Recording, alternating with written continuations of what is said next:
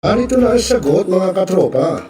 Ang Superman of Lechon, napapawi sa inyong gutom at siguradong mapapa-analyze ka dahil sa tender juicy na jam mo pa at siguradong malinis at bagong katay buhat sa farm.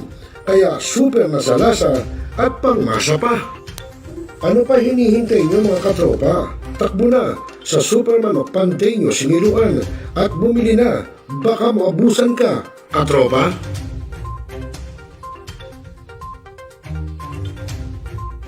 Now, we are Talakayin. Biggest destruction of dangerous drugs worth 1.2 Rebisahin. billion. Opinyon. Malawakin. Aksyonan. Kasama si Rosel Lopez, ang inyong katropa sa pagbabalita. Dito lang sa Millennial Online TV.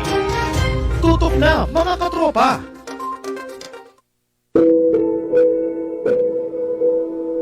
Ikaw ba'y nag-iisa?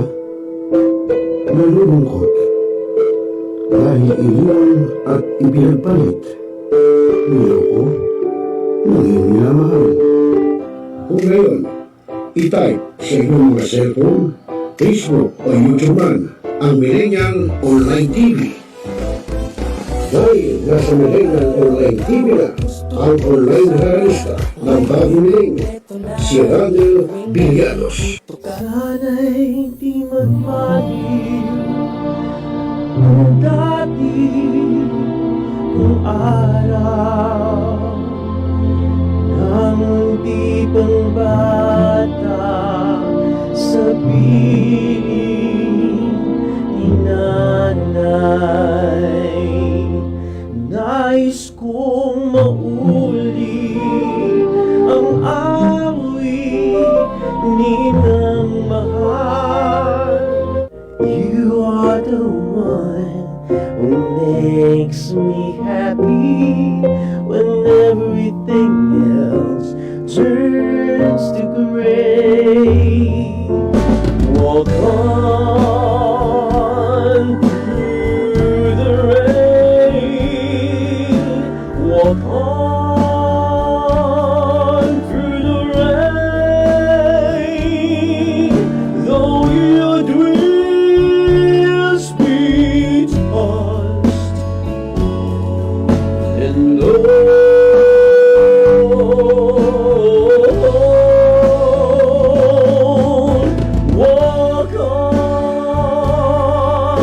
walk on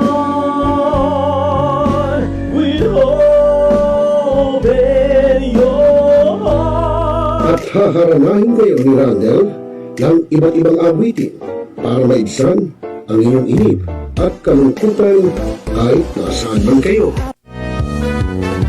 Hanggang sa tumanda. Come on.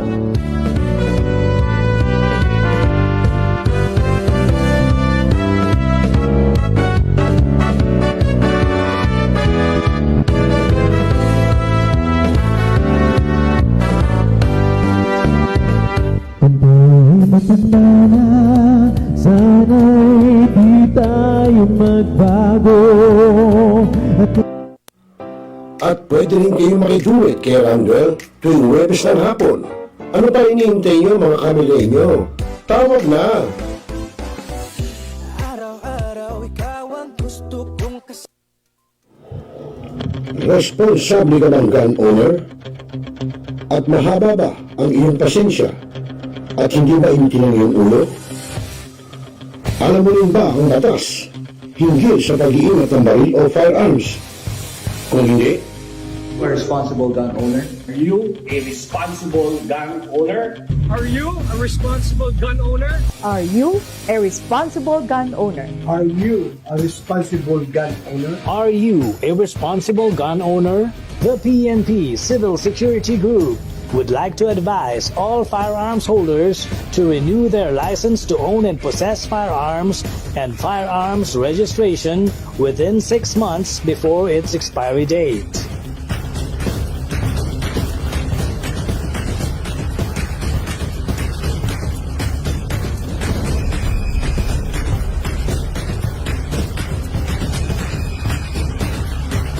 tumawag na at makipag-ugnayan.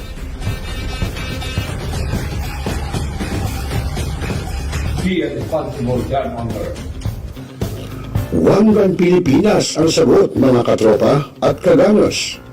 Tayo ituturo sa inyo ng One Gun Pilipinas o OGP ang lahat ng legal na paraan at proseso upang ikaw ay maging isang responsableng gun owners.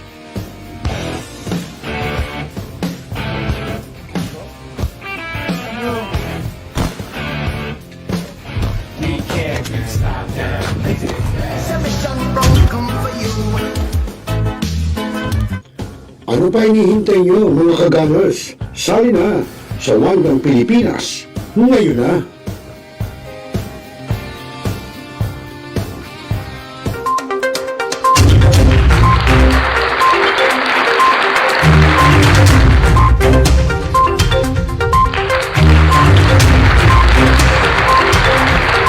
Good evening, Luz Biminda.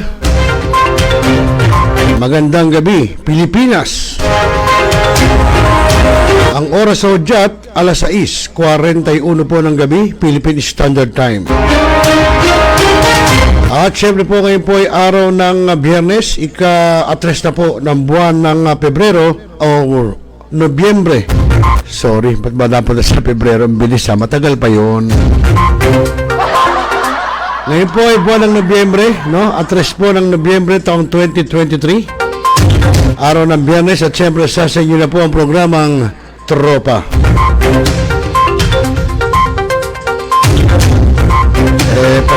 Pasensya na kayo ha dahil parang napakabilis pagod pa ho tayo eh.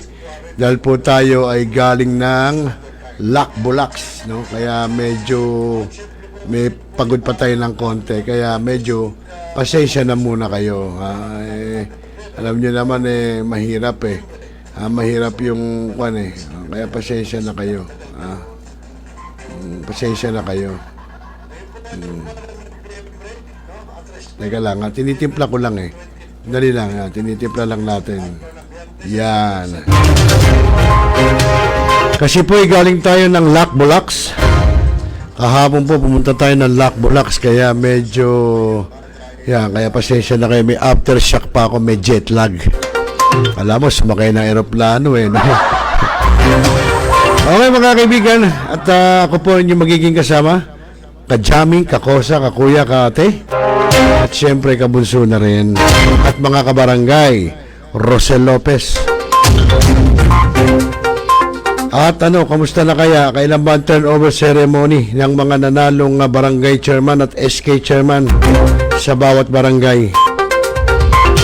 Palagay ko itong week na to, no? O sa isang linggo. Dahil yung mga may nanalo, merong naging retain. So malaman natin yung mga bago kung ano ba ang kanilang gagawin na unang-una sa kanilang 100 days. Meron ba silang babaguing ordinansa? Meron ba silang babaguing ordinansa sa barangay? O itutuloy lamang nila at magdadagdag na lamang sila? Siyempre, sure ball yan. Magpapalit ng mga liderato, magpapalit ng sekretaryo, tresurero, barangay exo, mga tanod, sigurado, meron din mariretain. Malalaman natin yan. At siyempre magandang gabi, unang-una kita sa aking monitor, si Ma'am Marilyn Lagura ng Malamon Community Organization, si Chef Marilyn Lagura.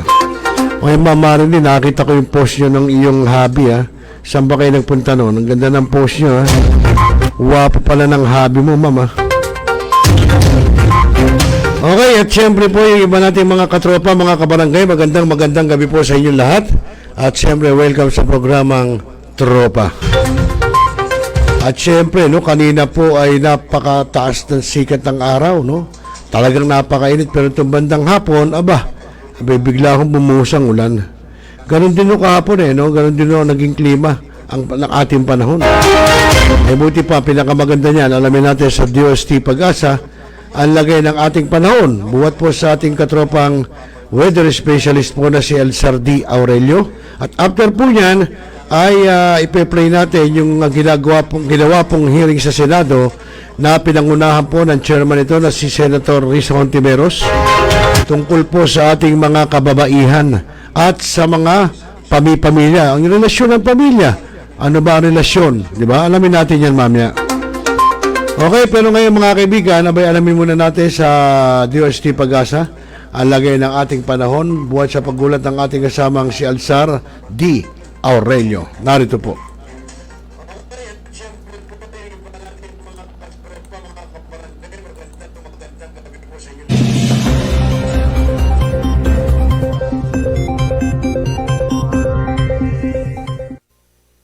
Magandang umaga po sa atin lahat. Narito ang ating weather update.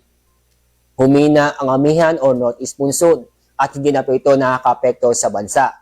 Ito na lang pong shear line ang nakaka-apekto sa malaking bahagi ng northern Luzon. Kaya sa malaking bahagi ng northern Luzon, makakaranas po tayo ng maulan na panahon.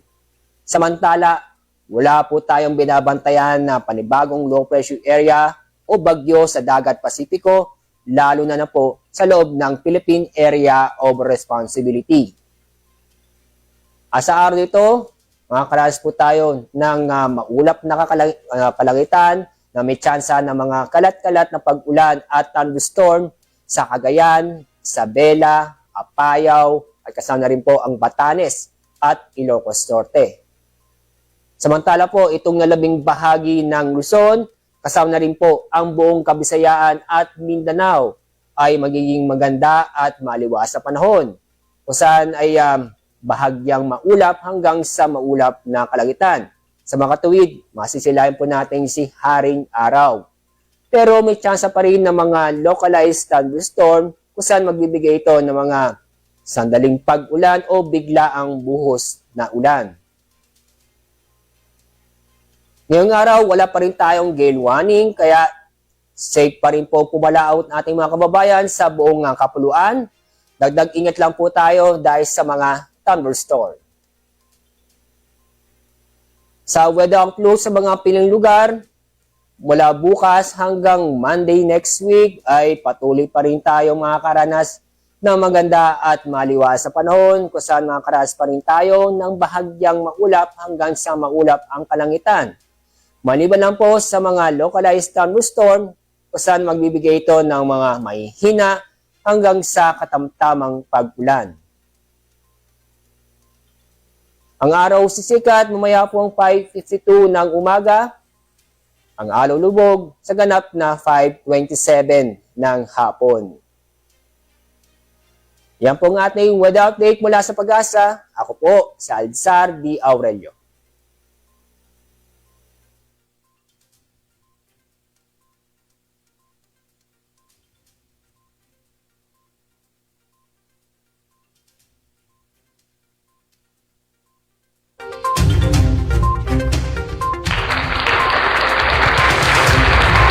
Ayun, maraming salamat sa iyo, katropang Alzar D. Aurelio.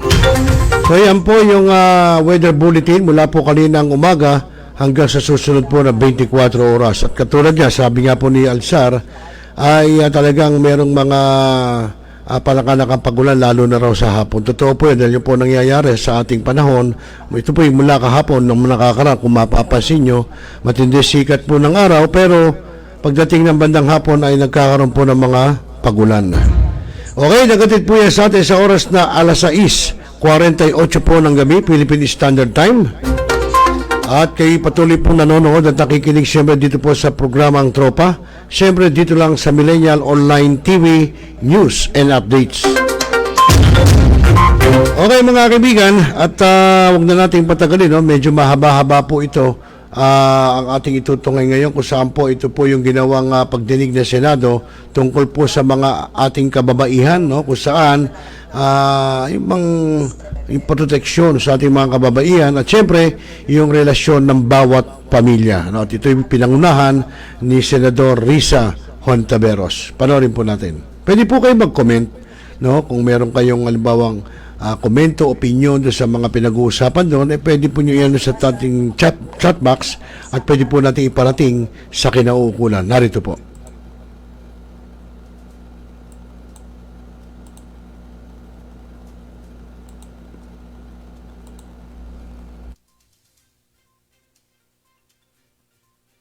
myself, both seeking to look into the issues surrounding the cease and desist order of the DSWD against Gentle Hands Child Caring Agency in aid of legislation.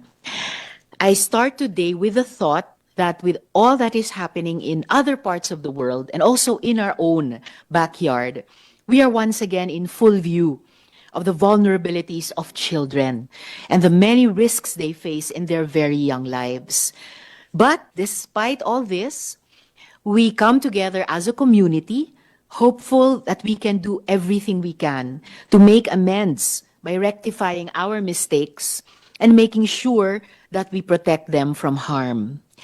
This is why, as we continue our discussion today, I'm hopeful that we can move forward by coming up with policy proposals that will fill in the gaps in our existing legislation and even in our programs for children. But as we all know, a legislative measure is only as good as its implementation, and thus we also strive to ensure that laws and programs are implemented properly, having the best interest of the child in mind. Marami pong salamat. So I'd like to proceed now by asking our Committee Secretary, Comsec Gemma Tampienko, to read the names of our resource persons present. Good morning, everyone. The committee would like to acknowledge the presence of the following resource person. From the Department of Social Welfare and Development, we have Secretary Rex Gatchalian, together with Yusek Manina Josefina Romaldes, Yusek Edward Justin Orden. We have Yusek Denise Bernos Bragas, Yusek Fatima Aliyah Dimaporo, Asek Janet P. Armas, Asek Ada Colico, and Asek Gina Wenceslao. From the Interagency Council Against Trafficking Department of Justice, we have Ms. Crystal D. Embido Benaventura. Can you just, may I request Ms. Benaventura to... And then we have from the National Authority for Child Care, we have Undersecretary Janelle Estrada, Asek Rowena Macalintal. From the Council for the Welfare of Children, we have Yusek Angelo M. Tapales. From the Commission on Human Rights, we have Ms. Maria Victoria Diaz and Attorney Romel Tinga. From the Quezon City Fire Department, we have Superintendent Flor Ian Iguerero, together with the Chief Inspector Francia Embalsado. Okay. Then from the department, Quezon City, Department of the Building, we have Attorney Frede Lilagan, with Engineer Roy Xavier Cornista, Engineer Rodel Mesa. Then from the, we have joining us online, we have Miss Charity Graff. Then from the Gentle Hands Legal Counsel, we have Attorney Tina Balahadia, Attorney Karina Gay Balahadia Ligayo. Then we have together with them Attorney Hyacinth Marioles and the Acting Executive Director, Ms. Eleanor Katihan. Then from the Adoption Support Group Calabar Zone, we have Mr. Romeo Brosas. That's all for now, Madam Chair. Thank you. Thank you, Comsec Gemma. So let's proceed. First, for our resource persons from Gentle Hands Incorporated, who will be taking the questions? Will it be Miss Charity or who will it be?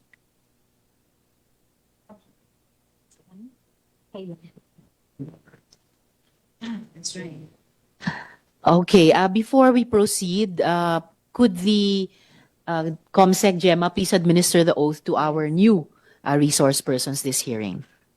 May I request those who have not taken their oath during the last hearing to please stand up. Raise your right hand and repeat after me. I, please state your name, do solemnly swear that I will tell the truth, the whole truth, and nothing but the truth to this committee. Thank you. You may now take your seat. Thank you, dear resource persons. Thank you, Comsec Gemma. So back to Gentle Hands. Who will be taking the questions? Your Honor, we will be taking the questions. Legal counsel. Attorney. Yeah, there, Yes, Your attorney. Honor. Oh, yes, thank you, Good morning. Attorney Balahadia. Yes, Your Ligay. Honor. All right.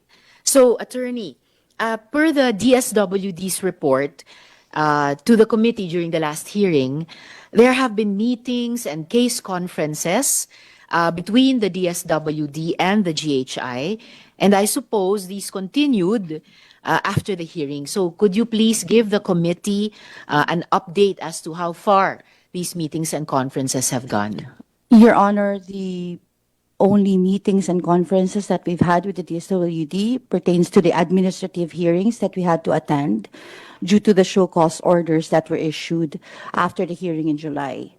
But we have also had to address the cease and desist orders, now numbering 8 from the DSWD in relation to the operations of the Gentle Hands Incorporated. We have only had 2 conferences in relation to accreditation and licensing and updating of the as regards the status of the violations allegedly committed by the Gentle Hands Incorporated. We have addressed at least 80% of those violations, Your Honor. We are only unable to address the other 20%, so to speak, which we will detail later, due to difficulties and circumstances, Your Honor. For example, like I mentioned during the last hearing, that a massive renovation would have to be undertaken in order to address the issues of the building permit that was revoked. And of course, without a building permit, we could not have a fire and safety certification. The fire and safety certification as well, we were able to address the issues as regards the sprinkler systems, the block door exits, and the other requirements of the Fire and Safety Bureau, Your Honor. However, for the other requirements that would restore the building permit of Gentle Hands, it would require massive renovation.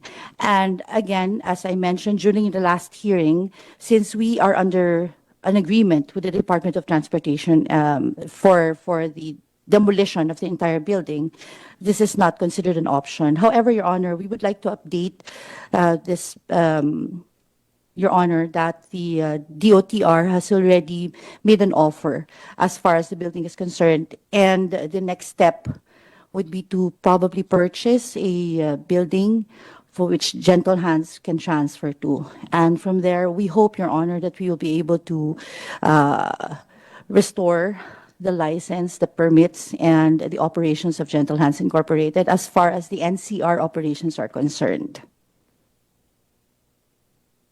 Thank you, Attorney. So you've had one administrative hearing, and then I'm surprised to hear that you have a total now of 8 cease and desist orders, because later I will be asking the DSWD about the 4th and 5th CDOs that I had heard about before. Your Honor, this may I hearing just continued. correct? And let Sorry. me just finish, Attorney. Yes, and then you said you've had 2 conferences with the DSWD, and then followed the list of addressing of violations that have already been accomplished and those that are still to be addressed in the future and the next steps. You were saying? I'm sorry, Your Honor, for interrupting. We had 2 administrative hearings, Your Honor. Sorry, 2 administrative hearings. Yes, Your All right. Aside from what you've updated the committee of, are there any other updates or outcomes of the to each administrative hearings and conferences? Yes, Your Honor. There has been a resolution as far as the administrative hearing is concerned. The administrative hearing for show cause order number 1 resulted in a reprimand. The administrative hearing in show cause order number 2 or number 3, which documents will provide this Honorable Senate, this Honorable Committee, resulted in the suspension of the license of Gentle Hands for 1 year. We filed a motion for reconsideration, Your Honor, but this has been denied by the DSWD. Your Honor, we note that all of these violations, which were the subject of the administrative hearings, were all conducted and carried out after the cease and desist order was issued in May of 2023.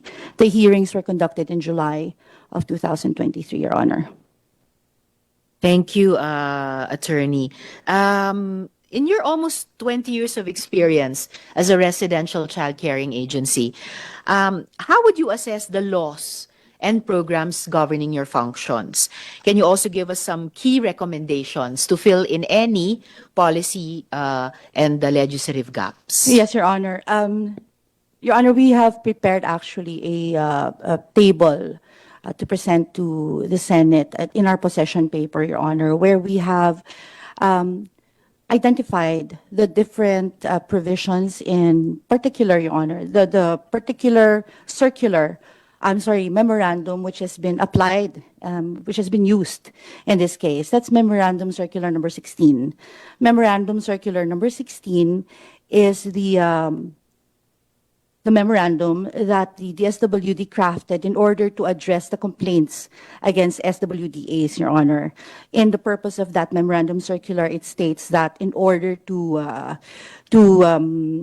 provide the complainants with a structure or with a procedure to follow for filing complaints, this MC16 was actually created.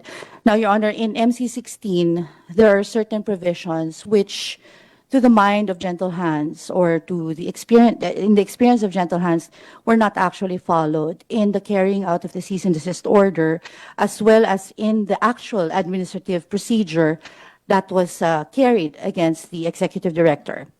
For example, Your Honor, MC16 requires that a complaint be filed. A complaint be filed and it should be in writing. Now, this complaint should be at least attached to the cease and desist order, or should at least be provided to the recipient, to the respondent, in this case, gentle hands or the executive director. However, Your Honor, in the issuance of the cease and desist order, there was no complaint attached. There was no mention of imminent danger. There was no mention of the complainant. It was a general statement saying that there was a violation of 7610. MC16 also, Your Honor, does not provide for the power to actually issue a cease and desist order. We note, Your Honor, that for other government agencies such as the SEC, the DNR, the Data Privacy Commission, all these agencies have particular provisions or resolutions which provide for the power to issue a cease and desist order. So we have been trying to look for the basis of the issuance of the cease and desist order, as well as the pull out of the children as part of the cease and desist order. So, Your Honor, there were two provisions or several provisions in the MC16 which were not followed in the carrying out of the cease and desist order, the suspension of the license of Gentle Hands Incorporated, and most importantly, the taking of the children. There is a protocol also which needs to be followed. So, Your Honor, what are the gaps that we have pointed out in our possession paper? We believe that there has been a gray area, or rather a lack of limitation as far as what powers can be executed by the DSWD as against the SWDAs, the CCAs. In this MC16, it appears that the CCA is powerless actually to contest. The administrative hearings that we had were conducted after the fact of the issuance of the cease and desist order. When MC16 says that there should be an investigation first and there should be notice and hearing prior to the issuance of a cease and desist order. The Supreme Court has said that because of the injunctive nature of a cease and desist order, that the constitutional right to due process should be observed in any case. So we are saying, Your Honor, that MC16, aside from the fact that it does not provide for the issuance of the cease and desist order, all hearings were conducted after the fact of the issuance of the cease and desist order, therefore denying the CCA due process, Your Honor. So in aid of legislation and in order to perhaps prevent future occurrences such as these, which resulted in injury and prejudice to the children, the interests of the children, perhaps that particular area in the law, in MC16 in particular, could be more specific as far as the powers of the DSWD are concerned. and also if there's any protection that can be had for the CCAs, Your Honor. Your Honor, there's been several. In 11642, Your Honor, we also have some notes as far as 11642 is concerned. Will you be Your Honor. submitting those notes, attorney, as part of the position paper? Yes, Your Honor, it's actually part of our position paper, and we have made a table for reference, Your Honor, so that it will be clearer as and applied to the situation at hand, Your Honor, for a clearer illustration of how MC16 could probably be improved, or MC16 could probably have a self-limiting clause, Your Honor. But we have made provisions as well, Your Honor, crafted provisions that can probably be incorporated, Your Honor, with the permission of Your Honors, or after consideration by this honorable body. Thank you, attorney. All your points are very well noted, and since these resolutions are being investigated in aid of legislation, the committee will take those into consideration. I'll be asking this same question a little later of the Association of Child Caring Agencies, but let me go first to the DSWD. So likewise, Secretary, could the agency provide the committee an update on the children in your custody? Good morning, Madam Chair. Madam Chair, before I go to that, which is the more important matter, I just want to, again, put things into context based on our last hearing, which was a couple of months ago, just to refresh everybody's memory. First of all, most of the issues raised by the Good Counsel of Gentle Hands has been properly vetted and answered, one, in that hearing, which took us more than 3/4 of the working day, and two, by a position paper we submitted early on July 31st. I just want to make broad stroke highlights. One, the CDO is an implied power by a regulatory agency. The Supreme Court has ruled on that numerous times, and especially when it comes to imminent danger of the children.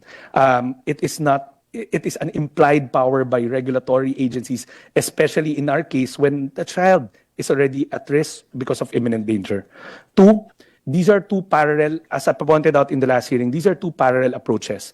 Because there is imminent danger, we had to resort to the implied power of the regulatory agency to issue a cease and desist order, while the due process of what is stated in MC16 takes place. Now, let me just point out again that there are numerous CDOs, 8 to be exact, because the 20% that hasn't been addressed is actually the biggest chunk of it. Let me point out that numerous national laws are already being violated if we don't act. One, the fire code. The fire code is very explicit that without an FSIC, you are not to be given a business permit. You are not to be given a building permit. That by itself, by the admission of the Good Counsel, that they are in a quandary whether or not to renovate or not to renovate. Hence, they can't secure their building permit, their FSIC or their building permit. That 20% is the heart and soul of the CDO. That is where the imminent danger applies. Without an FSIC, we cannot blindly let an air facility operate because it's a fire trap, technically speaking. Madam Chair, let me also point out a law that this Senate has passed in the last Congress, the Ease of Doing Business law. Remember, in that Ease of Doing Business law, in the IRR, it is also explicit that even though a business permit is issued, it is conditional in nature. It is imperative upon the Bureau of Fire Protection to do the inspection and to churn out a negative list for the local chief executive to act on whether or not to revoke a business permit. Let me just point out that in this case, there is no FSIC, there is no building permit, so hence, technically speaking, theoretically speaking, by the spirit of the law, the business permit issued, which is conditional, is no longer applicable. Remember, business permits are conditional in nature. They hinge on safety provisions such as the FSIC, such as the building permit. So without those two, there is no business permit to speak of. That's another complication to the matter. But let me just point out again, it took us 8 CDOs because up to this day, the heart and soul of the imminent danger has not been resolved. Madali ho sabihin na 20% na lang or only 20% left to be resolved. But let me emphasize, it is that 20% that is the 100% of the imminent danger. The other ones can be addressed, yes, but minus an FSIC, then what are we talking about here? That is a fire trap. By the very admission in this committee that enters into a minute that they do not have an FSIC, I think that by itself says a lot already. That is already violating the fire code. That is already violating the ease of doing business law that was just recently passed. Number two, let me just point out again that the allegation of lack of due process is unfounded. Precisely why there is an parallel move for a cease and desist while the administrative hearings are taking place. That is the contention of the department. Number three, we appreciate the notion that there's things to be tightened in MC16. But that's why in the last hearing, I think the president or the chairman of the Care Facilities Association, Gwen Pimentel, was candid and pointed out that the department has taken strides to consult all foundations, NGOs, SWADAs to include care facilities because we are about to come up with a new and improved MC that will take into account improvements in streamlining RLA or the registration, licensing, and accreditation process of the department towards making it more friendly but without regulatory capture.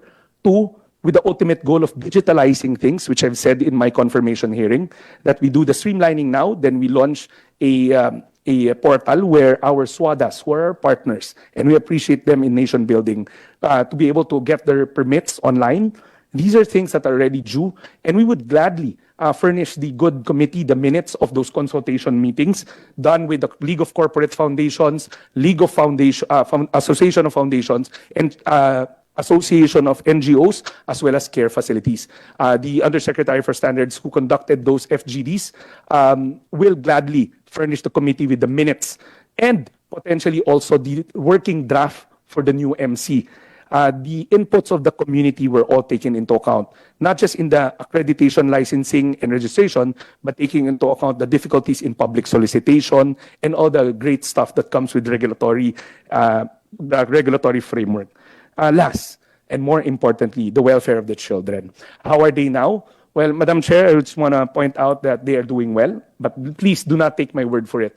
We brought in our social workers, behind me again, our senior social workers who are senior in tenure but not necessarily in age. There was an uproar when I used that term from the ranks of the social workers. Our child case managers are also here, and I would really appreciate, Madam Chair, if it came from their mouth, because they're the ones handling the children. Just as a top line though, Madam Chair, of the 128 children that were referred to 3 of our centers, 19 have been properly discharged off, meaning 16 adopted through the efforts of the NACC, which Yusek Janela will be here to discuss, as well as 3 that have been properly reintegrated to their families. Madam Chair, 2 things. One, if the good committee would allow to hear from the mouths of our social workers how these children are doing. 2, if we would also allow Yusek Janela to later on illustrate her interactions with the children, because she has been quite active given that their agency's tasked to locate loving homes for our clients, that would be much appreciated. And last, Madam Chair, we do appreciate that the Gentle Hands has been quite active in engaging us. But let me also put into context that 4 criminal cases have already been filed by the 4 mothers who 2 of which appeared, I believe, in the last committee, all of them saying the same things. But I do believe that those are for a preliminary investigation for probable cause. And I think the DOJ is here anyways. So they will, I just want to put that into context again, that there are now, the pattern that we have been illustrating is quite relevant when there are 4 mothers talking about being forcibly separated from their children. A care facility shouldn't do that. A care facility should look at the welfare, not just of the child, but of the family, of the mother, of the entire care system or support system of the child. I think DOJ will also want to elaborate further as to where we are. And last but not the least, Madam Chair, if the committee would deem it proper for an executive session so we can discuss other cases that are being, DOJ to discuss other cases that are being processed as we speak, then that would something that we will also look forward to. Yes, thank you, Secretary. The who would the good secretary like the chair to call to give an update on the children from the social funds? Madam Chair, And if I certainly, can, I'll be asking the NAC through you, yes. Sec Janela, questions, and we'll welcome her presentation about the children in this particular case, and then. We can decide in a little while about the executive session. If you deem it proper, Madam Chair. Sure, sir. Thank you, Secretary. Madam Chair, Yes, I who do we would hear now first? yield the floor to the social worker. Our social workers from the Nayon ng Kabataan, of which 86 of the children were referred to. Is Nayon ng Kabataan the facility to which the majority of the Yes, children Madam Chair. in Capital Custody 86 were of the brought? 128 were referred to them. So if we If could I can hear call from in her, please. Noemi. Yes, Ms. Nandun na pala si Noemi. Sige po. Please give us an update about the children. Yes, good morning everyone. My name is Noemi Labaydan. I am one of the social workers from Nayon ng Kabataan. So, to answer po yung inquiry po ng ating mahal na senator regarding po doon sa current functioning o current status ng mga bata na na-endorse po sa Nayon ng Kabataan noong May, based on our assessment, well-adjusted na sila sa routine na meron po kami sa center. Pag sinabi pong well-adjusted na po sila, nakakapag-adapt na po sila, Senator, doon po sa ginagawa na po namin sa center. So, nasabi ko po ito kasi ang ating pong mga bata sa ngayon ay nag-aaral na po sila. So, enrolled na po sila sa formal school, yung school po na meron po kami sa center. And then, nag-enroll na rin po sila sa iba't ibang mga skills training na meron din po sa center. And then, yung iba rin pong mga bata sa ngayon ay pino-process po namin, Senator, yung kanilang PEPT, yung Philippine Educational Placement Test nila. And then, meron din po kaming 10 na mga bata na currently nakapag-complete ng kanilang skills training. So, nabigyan sila ng mga certificate po noon. So, baking, kagaya niyan, dressmaking, sewing, mga ganyan. So, yun yung mga skills training na kung saan po sila nag-undergo po sa center. And then, sa ngayon po, they can openly express po yung kanilang sarili. Nakakapagsalita na sila. Kasi nung una po talaga pagdating nila, palagi nilang hinahanap kung sino ang boss. Parang minsan nga natanong ako, are you the boss? Sabi ko, hindi po. Ako po isang social worker dito sa Nayon ng Kabataan. And then, sa ngayon po, hindi na po sila masyadong naghahanap ng boss kasi pre-practice po namin sila, na-train namin sila na any concern sa center ay pwede silang makalapit. Initially, syempre sa house parent na kung saan nandoroon, nag-aalaga sa kanila sa cottage. At the same time, syempre anytime, i-respond at i-address din ng mga social worker ang kanilang mga concern din po sa center. So, nung una kasi medyo hindi sila ganun nag-disclose ng mga information.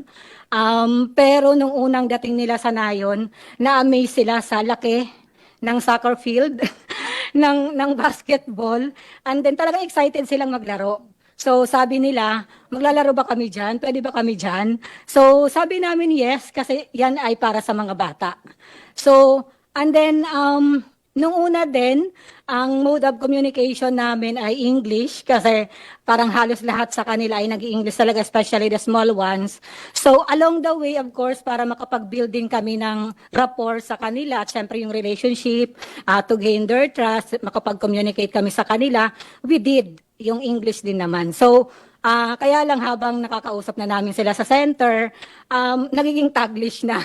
So may mga Tagalog rin naman po na language na ginagamit sila. So sa ngayon ang naman mode of communication namin, any dialect ay welcome sa amin as long as doon nila may express ang kanilang mga sarili at mga concern po. And then nung una medyo nagtataka sila kasi nagpa-attend po kami ng flag ceremony. So nagtatanong sila bakit daw itinataas yung flag at bakit daw binababa. So medyo inexplain po namin sa kanila na it's part ng ating pagiging Pilipino na yung pag-attend ng mga flag ceremony ganyan. And then isa rin po sa naging observation namin, Senator, yung nung una talaga medyo hindi sila sa hygiene nila. So kailangan challenge din po sa amin yon na talagang makaligo sila, maging okay yung kanilang sarili, malinis nilang kanilang sarili. Pero good to know na ngayon po ay sila na mismo ang nagdadala ng mga sabunan nila sa sa sa CR para linisin po ang kanilang sarili. Then nung una medyo nagtatanong din sila about doon sa mga cottage assignment. Ibig sabihin po ng cottage assignment, yung ginagawa po ng mga bata sa loob ng cottage, halimbawa maglilinis, maghuhugas ng dishes, ganyan. So, nung una hindi po sila ganun ka-open doon, so we let them observe muna, and then we explain to them na it's part of cleanliness nung parang bahay, na nasa loob kayo ng bahay. And then, ngayon po, hindi na po namin sila kailangan i-remind. So, parang sila na po mismo ang nagsasabi, oy, ito yung assignment ko. Minsan nga sila pa ang tumutulong doon sa ibang mga bata para gawin yung mga cottage assignment na yon. So, kaya po ang aming assessment po talaga na overall, ang ating pong mga bata na from gentle hands, na nasanay ng kabataan, ay nakapag-adjust po talaga sila. Kasi yung routine po namin ngayon ay hindi na po namin sila kailangang sabihan. So anytime, alam nila kung nasaan ang opisina ng social worker, napupuntahan na po nila. And then, they understand naman pag halimbawang wait muna, ganyan, magantay po muna kayo. So, nakakaunawa naman po sila doon. So, overall, Ma'am Senator, well-adjusted po at okay na po ang ating mga bata sa ngayon sa sanayin po ng kabataan. Thank you po. Maraming salamat sa inyo, Ms. Noemi, sa napakadetalyado at nakapagbibigay po sa komite ng mas konkretong larawan at saka feel kung kumusta na nga yung mga batang nasa custody nyo sa ngayon. Kung maaari isumite po in writing sa komite yung ganyang update ninyo sa mga bata. Madam Chair, maraming salamat po. Just as an administrative issue, we will furnish the committee a matrix of the findings from where the children started and where are they now. Meaning, because there were very relevant nuances that they've seen that we've pointed out as red flags in our last hearing. For instance, the detachment to the Filipino culture and the Filipino language. Furthermore, the lack of space, which we kept on ventilating over and over again, vis-a-vis what they have now. Also the issue on hygiene. These are things that we will matrix from the start point, the baseline, all the way to the end point where they are right now. We will make sure that our social workers give the committee a good matrix so that you get an idea of the case management per child. Thank you for that, Secretary. It's actually related to a follow-up question I'll ask of you. Already in order na ba yung records ng mga bata? Because this was one concern of ours in the first hearing. I would, again, Madam Chair, I defer to the social worker who's the lead on the issue of the case files. Thank you, Secretary. Ms. Yes, Ma'am Senator, na-receive naman po namin yung case folder from the Gentle Hands Incorporated. Doon po sa 86 po namin na mga bata po. All right, good to know, Ms. Noemi. Maraming salamat. And yes, Secretary, we'll await the matrix that you will send the committee. Oo, salamat para doon. I have a few more questions for the DSWD, pero yes, Ms. Noemi? Yes, Your Honor, I stand corrected. We're still waiting for the 30. So may ang case nasa folder. 30 case folders pa po ang kulang. So ang natanggap nyo na po ay 56, tama po ba? Yes po, ma'am. Okay, so importante, no? So na-receive na yung 50, iniintay pa yung 36. All right, so we will help follow that up also. Salamat, Ms. Noemi. And then Secretary, okay, medyo natalakay na rin po natin yung hindi lang 4th and 5th, kundi 8 CDOs. And then, ito po, based on past hearings that talked about the need for more social workers, pwede niyo po ba kaming bigyan ng mas malinaw na picture? Ilang social workers ang kailangan ng gobyerno para na ma-employ, para fully ma-implementa yung mga mandato ng iba't ibang agencies na nasa ilalim ng supervision ng department? Madam Chair, one step backwards, ayaw na nga ho muna namin yung hihingi ng dagdag. Kung hindi, sana ho yung mabigyan ng attention yung mga contract of service namin ng mga social worker, yung security of tenure. Kasi para sa amin ho, Madam Chair, ayaw na namin yung pararamihin pa natin yung contract of service na wala namang job security. We have so many social workers who have been there for 30 years, 25 years, who have the institutional knowledge and the passion. Yet to this day, they are either contract of service or they are casuals, and they don't have plantilla positions. Madam Chair, this was taken up during our budget hearing. We've submitted it to the subcommittee of finance, but we will gladly submit the detailed breakdown of how many we wish to turn into regular, or sana man lang kahit na nga wag pangit pakinggan, kahit casual man lang para may mga benepisyo. Kasi marami sa kanila contract of service pa rin. We would gladly want to ask for more. Pero hindi ho ba mas maganda sa opinion namin na pangalagaan muna natin yung mga existing na nagsakripisyo dyan sa organisasyon namin? So, well taken, Secretary. So, hintayin po ng komite yung submission ninyo kung ilan sa mga current na halimbawa job order lang, gusto nyo nang ma-convert into regular at least yung iba na gusto nyo ma-convert at least initially into job order. Tama po ba? Then maybe you can also, kahit in writing, give us an indication for the next budget season at bilang bunga na rin itong mga pagdinig natin. Yun, given yung maayos na employment status nila, ilan yung quantity ng social workers kailangan ng department? Yes, Madam Chair, we'll do as directed. Thank you. Tapos ito talaga yung pinaka, siguro, policy question, which is the context of these hearings. Ang DSWD kasi ang nagsulong ng Administrative Adoption Act ng 18th Congress. So, pareho pa rin po ba yung paniniwala ng department na ang administrative adoptions nagsiserve talaga sa best interest of the child? Madam Chair, yes. And in fact, in the MC that will come out, and we'll gladly give the committee the working draft, but please, Madam Chair, we note that it's a working draft. We are perfecting it, listening to stakeholders, listening to internal and external stakeholders.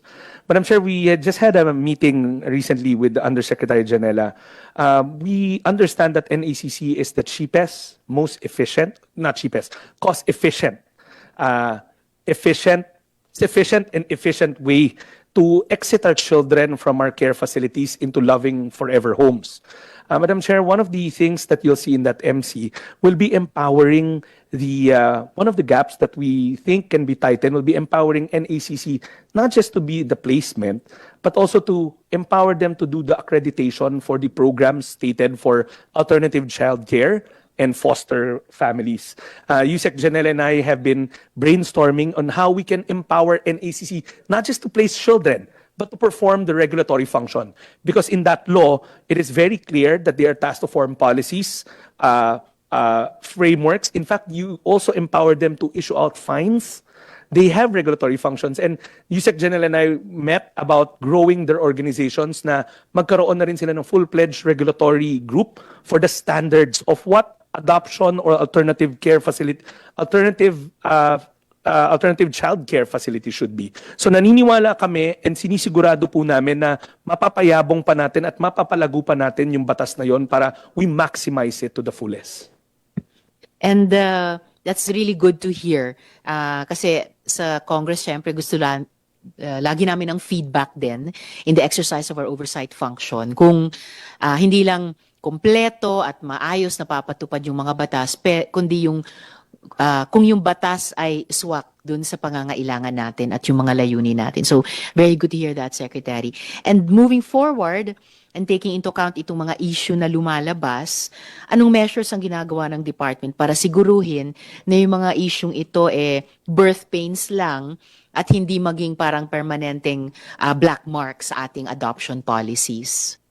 Madam Chair, can you, if the good chairwoman can be more specific in terms of, kasi ma'am, in this case, we stand with our position that the department and NACC or DSWD did nothing wrong in this whole gentle hands issue.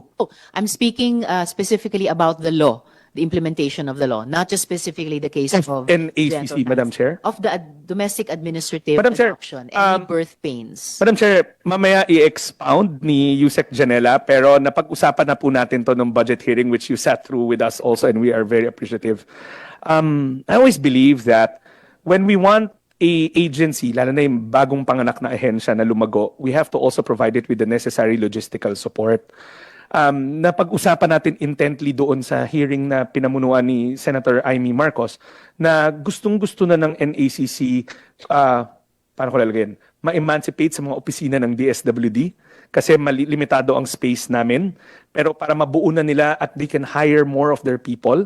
Kasi nga yung mga RACO sa mga regions as well as the other functionalities. Katulad nito na pag-usapan natin, we want to empower them based on the law. Nandun na sa batas ho yun that they set the standards for accreditation for alternative child care programs as well as fostering.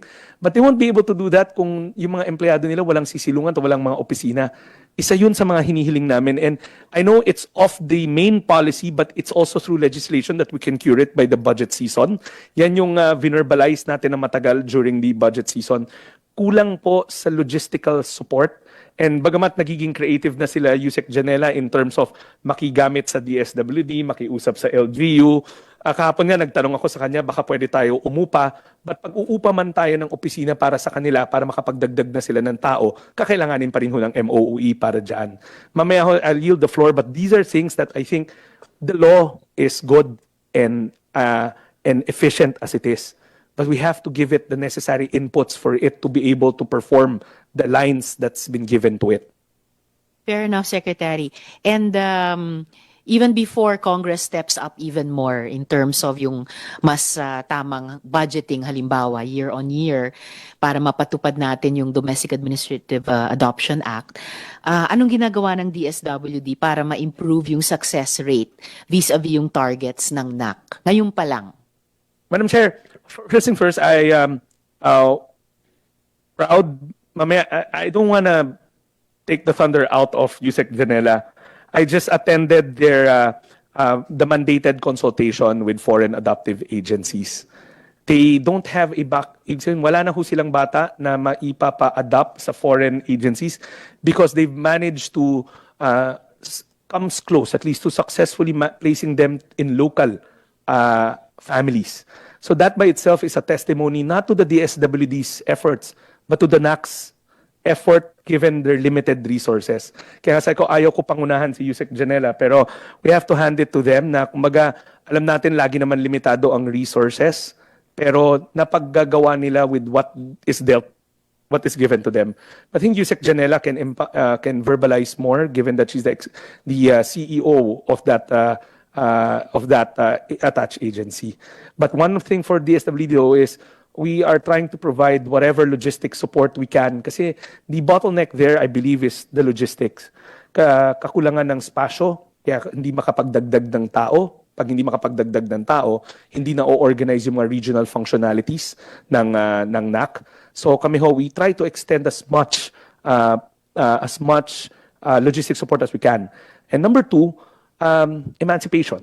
Alam niyo, ma'am, balik tayo dito kasi it comes close to the issue of gentle hands. The Standards Bureau pa rin ng department ang nagre-regulate, as we saw in gentle hands, when it comes to alternate care or adoption na programs. But in the law that you created, it should have been divested already to NAC. So, yeah, that's a new thing that we are, paano ko lalagay yun? We are not territorial. We want to live by the spirit of the law. Hindi porket na sa amin yung kapangyarihan ngayon, ayaw na namin ibigay. In fact, gustong-gusto na bibigay na namin kina Yusek Janela, but of course, using our people to capacity build their team. Kasi their team will be very new, as in fairly new. So we want to make sure that before we emancipate them with this function, na capacity built na sila. Yun yung mga ginagawa namin. Salamat, Secretary. Oo, wag nating i-preempt yung masasabi ng NAC. Let's let Yusek Janela do that in a bit. But last question for DSWD at this point in time, anong gap sa policy ang gusto nyong irekomenda na sa legislature na aming tignan? Madam Chair, I'm a creature of Congress, as you know. And I also believe that there's only so much legislation that can be done, as you pointed out a while ago. I think the legislation is ready there. But what we need to do is to fix our implementation, as you mentioned, through the memo circulars that we will be issuing out. Madam Chair, we will, again, let me go back to the draft that we've been working on painstakingly for 9 months now. We'll send it to you. And Madam Chair, for your appreciation, if further legislation needs to be done, we don't want to over-legislate because we believe the spirit's there and it enables the executive to come up with memo circulars, administrative orders that will execute the spirit of the law. Case in point po, Senator Pia Cayetano has already verbalized to us the issue on lack of social workers of the country. She has been a champion of that, and she has said time and time again na we're forcing our care facilities to make social workers do everything. So part of the MC that you'll see will be one, reducing the number of social workers na ratio sa mga bata kasi we're going to use social welfare assistants to do clerical work, to do the back end. Kasi ngayon social worker ang gumagawa sa lahat, and with the limited number of social workers the country produces, sayang naman po yung talento nila pag ikinukulong namin sa opisina at pinipilit namin na mga care facilities na gawan, parang clerk sila. So we are now moving into the area of pushing our social workers to do the client management, the interventions, the help strategies, while our social worker assistants can do the back end. You will see that in the MC as well. But baka matakot ho kayo na, nako, baka bara-bara na kasi social welfare assistance, ano ba yan? One of the initiatives that the department will come up with, or is already in the process, is, I mentioned this, the opening of revitalizing of the SWD Academy. We've already found, thanking the committee led by Senator Marcos, we now have funds to rehabilitate the capacity building facility that we have in Taguig. But in the interim, the curriculum will be rolled out, the certificate programs will be rolled out for social welfare assistance starting January. We're going to house the academy muna in the UP University Hotel, pending the renovation. That's a policy thrust that we're trying to look at na hindi dapat limitado na ang social workers natin, pipilitin pa natin sila gawin ang lahat na pwede naman i-devolve through empowering our social welfare assistants, but setting the standards, making sure that they get the certificates from the DSWD Academy. These are things that you will see in the new MC draft that we will give to the committee. Salamat, Secretary. Ang galing ang tinanong ko, policy gaps na pwedeng trabahuin ng legislature, pero ang nasabi nyo sa komite, executive actions already being undertaken by the department. So siguro the legislature can step up even more behind those executive actions in next year's budget debates. Madam Chair. Right, thank you, Secretary. So Yusek Janela, tamang-tama, questions ko sa NAC at pwede nyong i-work in dito yung ayaw i-preempt ni Sec Rex, because in fact my first question is about the updates you could give the committee. I remember during the budget deliberations, NAC through the SWD requested and was granted additional budget in anticipation of the expected increase in adoption cases owing to the expedited process under the Domestic Administrative Adoption Law. So the first half of the year is over, and I'd like to get a sense of if the targets are being met, or if not, why. So pwede nyo po bang ibahagi sa komite yung accomplishments ng NAC? Thank you, Madam Chair. Good morning po. First of all, we were able to hit majority of our GAA targets. And before I proceed with my presentation po, to answer your question, from 2022 to September 30, 2023, we have received 340 petitions for domestic administrative adoption. 236 are under the Domestic Administrative Adoption Act, or RA 11642, and 103 are under the Simulated Birth Rectification Act, or RA 11222. And as of this time po, we have no child available for regular adoption at the inter-country level, because our domestic adoption division is able to find permanent families for them. And from January 2022 to September 30, 2023, 572 applications were approved for prospective adoptive parents at the regional offices.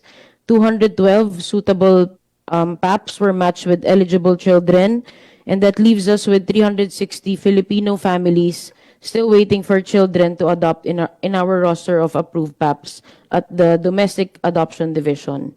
So this is more than the number of prospective adoptive parents at the Intercountry Adoption Division, which is at 277. Yun po. Thank you very much. Just briefly, to put it in context, yun yung pinag-usapan namin heavily ni Yusek. What's happening right now kasi is a gap that we've seen in the executive side, and we are not scared to admit that. Birth pains, so you call, but we already have action steps. Because the accreditation process for programs stayed with the department, pati yung alternative child care at yung fostering, naiwan sa amin yung competency na yon. So nangyayari, some of the care facilities, hindi na papa-accredit for adoption, for alternative care at foster care. So the pool where sila Yusek Janela can draw on is limited. So what we've agreed on is that in that MC, we will explicitly say that that power is now with the NACC. And if they fail to get their accreditation for alternative child care and foster care from the NACC, nanganganib na rin ho pati yung permit nila. Of course, going through the due process of to reprimand, suspension. Kasi some of the care facilities don't even try to venture out into getting accredited for adoption.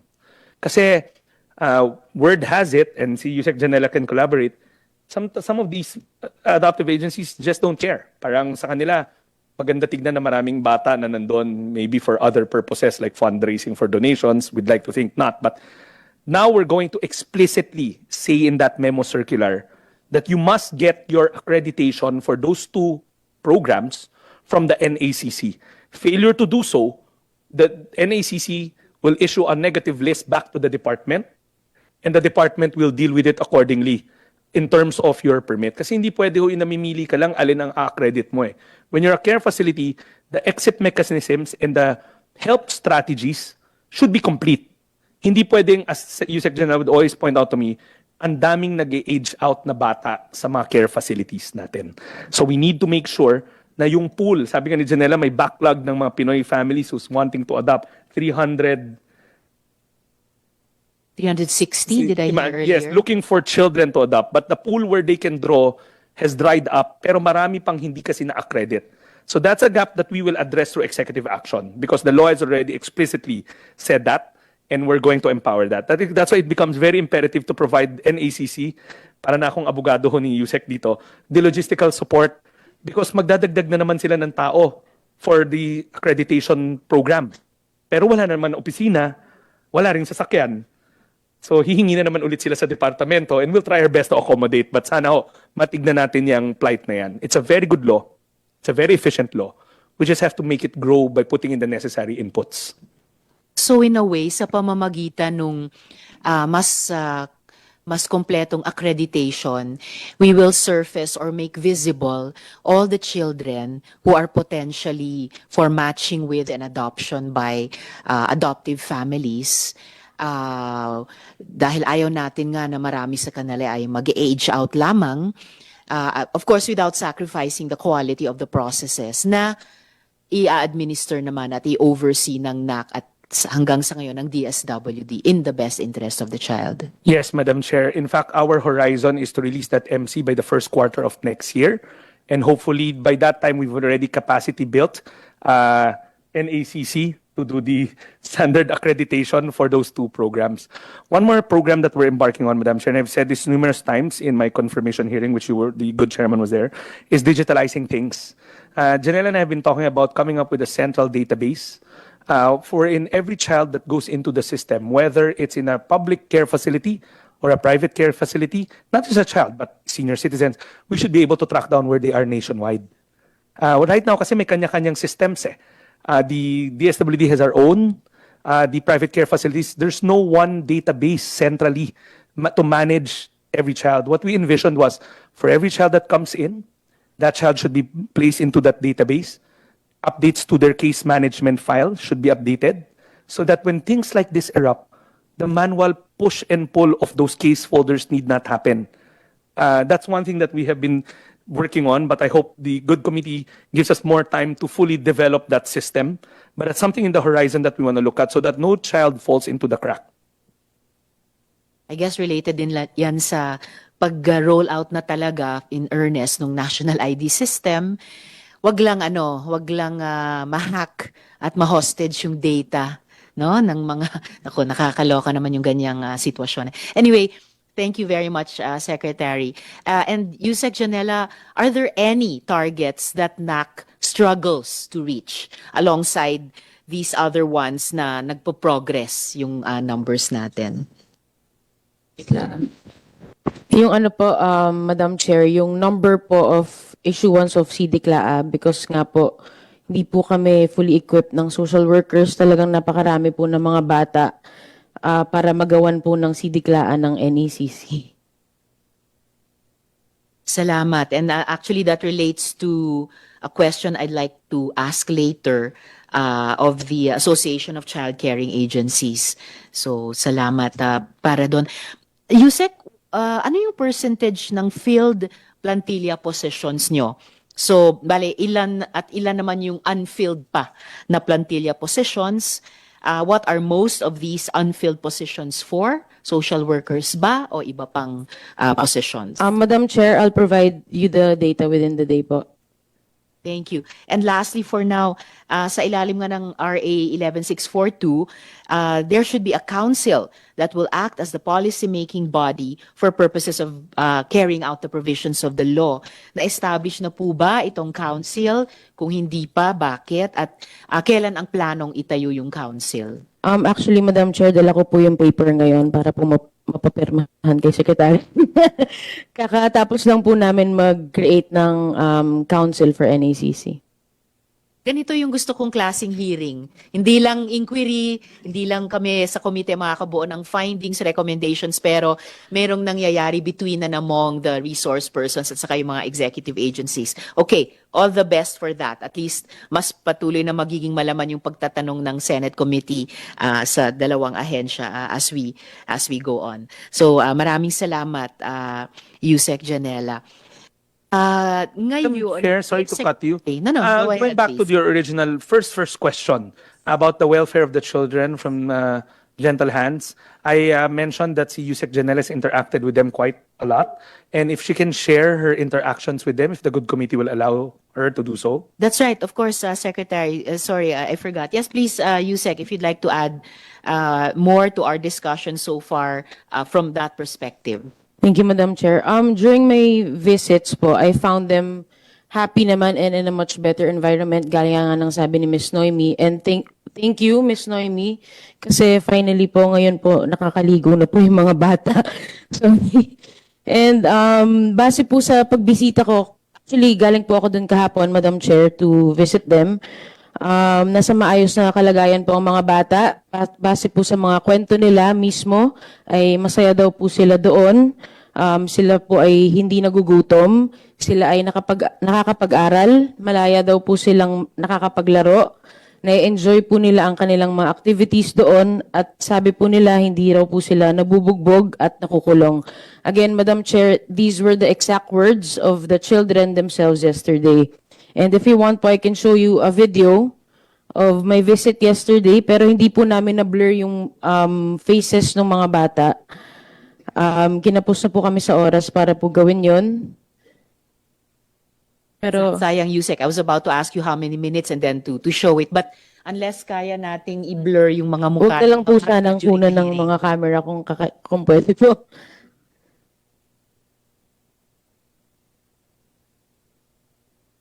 Siguro Yusek, paki-submit na lang. Mukhang hindi kayang i-blur ng Sorry, Madam Chair, may naka-blur daw po pala. lahat ng mga mukha ng mga Yes bata po. naka-blur. Yes po. Kasi kung ganon, kung naka-blur, lahat, hindi lang ilan, lahat. Okay. So then we can Ayan see. po. All right. Ilang minuto ito, Yusek? 2 minutes. 2 minutes. All right. And then we'll move on to our other resource persons. Please proceed.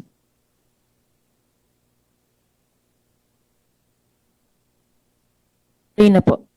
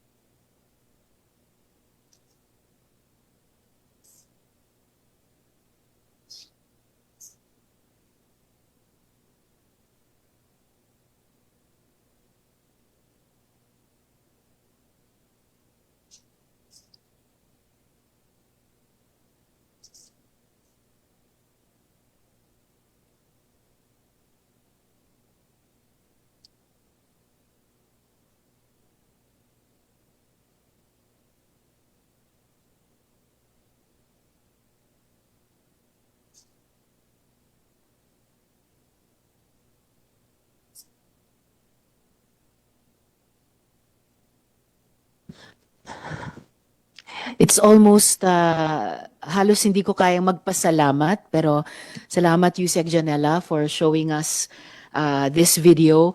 Timing, I'd like to turn at this point in time to GHI to address other points. But please may I request maybe Attorney Balahaja Ligayu to respond to these the very serious stories na narrated by the children in the video. Hanggang ngayon, meron na nga tayong pending bill na positive discipline and prohibiting corporal punishment in all settings. And for sure, to be covered yung mga child care agencies natin. Could you do that first, Attorney, before Yes, Your Honor. before I call another resource person? Yes, Your Honor. After I respond to this particular video, Your Honor, may I also address some points that were pointed out by the Secretary earlier. Please respond to this video first. Yes, Your Honor. We also have a video, Your Honor. However, we have not been able to blur the face of one of the three of the children who are actually in this video. This video was taken earlier on, Your Honor. A couple of, before we were actually, the members of Gentle Hands were prohibited from visiting and interacting with the children. So this video was taken sometime in May, soon after they were brought to Nayon. And unfortunately, we are still trying to blur it, Your Honor. And in this video, just to sum it up, that particular child, I will give her the initial K, okay, short for her name. She stated in this particular video, if you would like to hear just the audio, Your Honor, that they were being, we can just do the audio, Your Honor, so that you can hear prior to this video that was taken, what was being planted, so to speak, in the minds of these children, Your Honor. I do not want to conclude for you, but if you would like to listen to the audio, Your Honor, just the audio. Just the audio. Before we listen to the audio, is there at least a general response you would like to make, Attorney, on behalf of GHI about the story in this first video we have viewed today, na sinasabi ng mga bata, sinasaktan sila ng isang Kuya Eddie who is in charge of, it sounded like, the older boys, at sinasaktan sila di umano pagkatapos magsusumbong si Miss Charity kay Kuya Eddie, at sinasaktan sila in various ways. Would you like to make at least a general response to those stories in this first video before, yes, we listen to the second audio? Yes, Your Honor. Your Honor, I am aware of Kuya Eddie. Kuya Eddie was also one of the wards of Gentle Hands from way before. And he has aged out, and so he was given, he was sent to school, and then eventually he started working for Gentle Hands as one of its employees. He's in charge of the boys.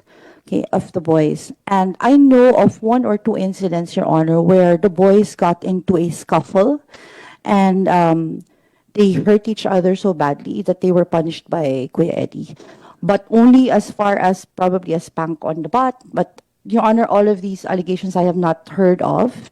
And listening to it now, I would have to confront Kuya Eddie himself and ask him if this is true. Because if this is true, this is not something that can be tolerated.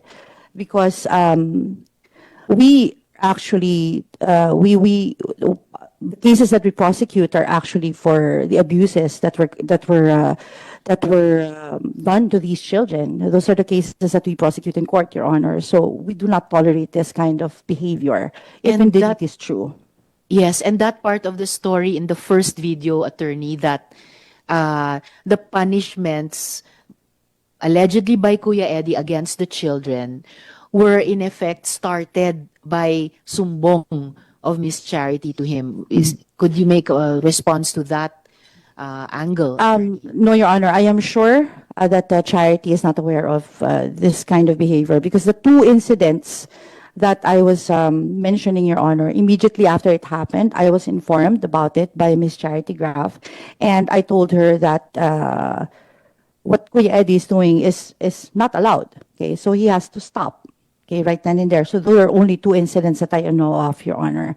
Aside from that, I am not aware of any other incidents, Your Honor. All right, attorney, could we listen now to the audio Yes, of Your File Honor. K?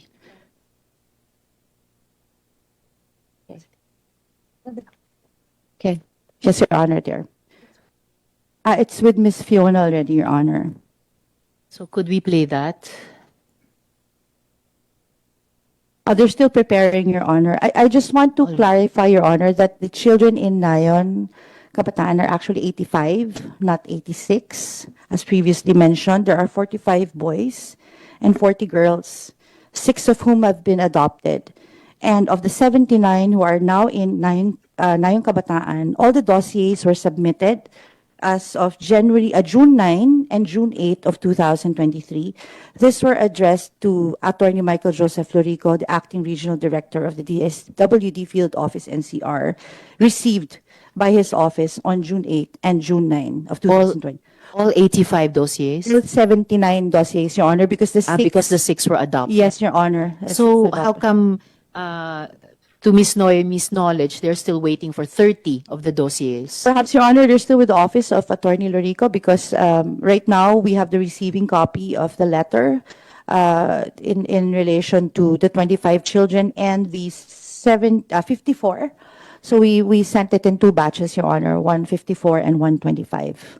All right. So I'm sure that the SWD will double check if the 30 other dossiers they're waiting for are actually already in their premises, but in the office of one of the officers. So, attorney, if the audio of Child K is not yet ready, to all our resource persons, in the interest of fairness, since the SWD was able to present 2 parents last hearing, the committee will allow GHI to present another parent. Her name is Renalyn Dixon. She's based in the US, so she will be joining us online. Your Honor, Renalyn Dixon, sorry, Your Honor. Renalyn Dixon is actually a child that was adopted in the US, but she's now an adult. She was one of those who wrote a letter of testimony and support in support of GHI. We are waiting for her to go online right now, Your Honor, because of the time difference, but we're calling her now. So she's a former resident of GHI who was adopted out, and she will be testifying based on the letter that she sent the committee. Yes, Your Honor. She sent in support of the committee. But Your Honor, in the meantime, may I just address some of the other points that were made by Senator Gatchalian? Okay. Your Honor, the FSIC that was mentioned over and over again was never asked for during the visit of May 20, 2023, Your Honor. And again, the cease and desist order, which we have been emphasizing during the last hearing, never contained any reference to imminent danger. It's now being repeated over and over again as the reason for the issuance of the cease and desist order. But again, it was never mentioned in that cease and desist order. The implied power to issue the cease and desist order. The Supreme Court has said that even if it is an implied power, nonetheless, there still needs to be investigation and due process. Being an implied power does not mean that due process can be done away with. And due process cannot be parallel to the actual punishment or the actual sanction or the actual penalty. It should be prior to the penalty, prior to the sanction, prior to the said cease and desist order. The parallel they were saying, parallel due process, Your Honor, was not even parallel. It happened 1 month, 2 months after the issuance of the cease and desist order. Excuse me, attorney. I hear audio. Is this Miss Renalyn? No, Your Honor, that is K. That's the audio of child K. K. That's child audio. K. Okay, we will not show the video. Yes. So pakisara natin yung video, pakikinggan lang natin yung audio ni Child K. And just as after we hear the audio of Child K and possibly Miss Renalyn, the chair has last questions for the organization of adoptive parents, but I'd like to try to end by 12:30 because the chair would like to accede to the request of the secretary for an executive session on other but related issues. So the chair would like to hold that executive session at 12:30 to 1 p.m. So ready na po ba tayong pakinggan yung, if I may just cut your presentation, attorney. In any case, of course, it's important to hear the both or all sides on the legal aspects. But since the committee is not a court of law, and I know there are certain legal processes underway, but pinagbibigyan po ng chair, so at least you can both or all have your legal points on the record so they can be useful hopefully to a good resolution even of your legal processes. Pero we need to maximize the time until 12:30. So ready na po ba nating pakinggan yung audio ni Child K? Yes, Your Honor. It's not just Child K, Your Honor, but several other children in the background. Ilang minuto po itong audio na to? 2 minutes, Your 2 Honor. minutes, all right. So that we can have maybe another 2 minutes for Ms. Rena Lin. Yes, Your Honor. Oo, and then questions of the chair to the Organization of Adoptive Parents before I will adjourn this hearing. Thank you, Your Honor. Thank you, Attorney. So, pwede na ba nating pakinggan yung audio lang, pakisara yung video ni Child K at iba pang mga bata? Pakisara yung video. No. Okay.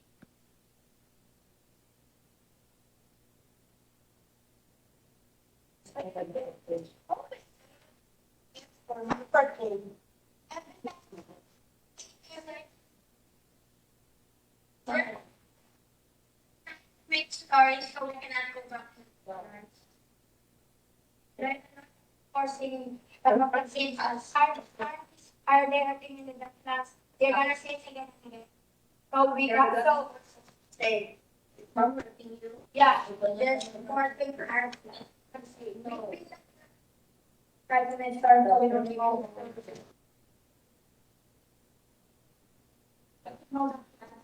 Yeah. The power you know, that's not